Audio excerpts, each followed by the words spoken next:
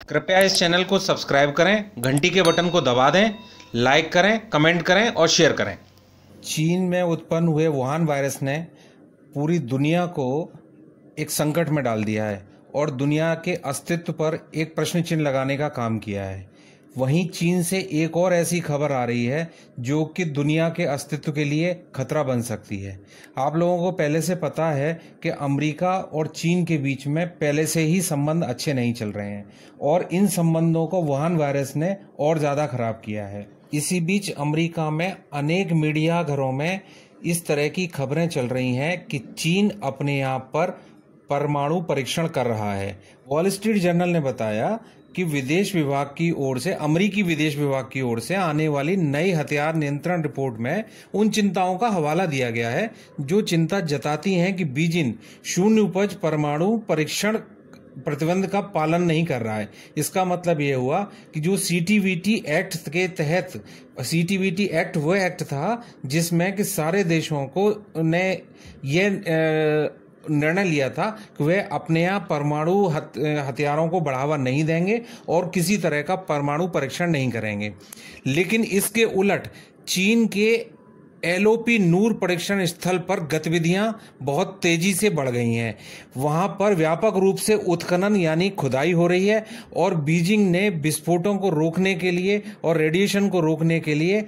Bunkers या अलग अलग विशेष कक्षों का निर्माण होता हुआ दिखाई दे रहा है। इसके अलावा अमेरिका को संदेह इस बात से भी है क्योंकि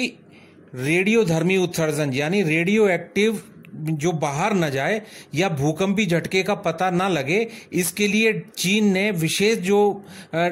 डिजाइन किए हैं जिससे कि वहां पर स्टेशन जो निगरानी स्टेशन से उनको कुछ वर्षों से नहीं, पिछले कुछ समय से वहां पर डेटा नहीं मिल रहा है, जिससे यानी कि उनके जो डेटा था जिससे एनालिसिस होकर ये पता चलता था कि कोई रेडियो विकिरण नहीं हो रहा है या रेडियो उत्सर्जन नहीं हो रहा है या वहां किसी परमाणु परीक्षण की वजह से कोई भूकंपी झटके नहीं है, वो डेटा पर एक तरह का प्रतिबंध लगा दिया है यानी उस पर अवरोध उत्पन्न कर दिया है। ये भी एक संदेह का मुख्य कारण है।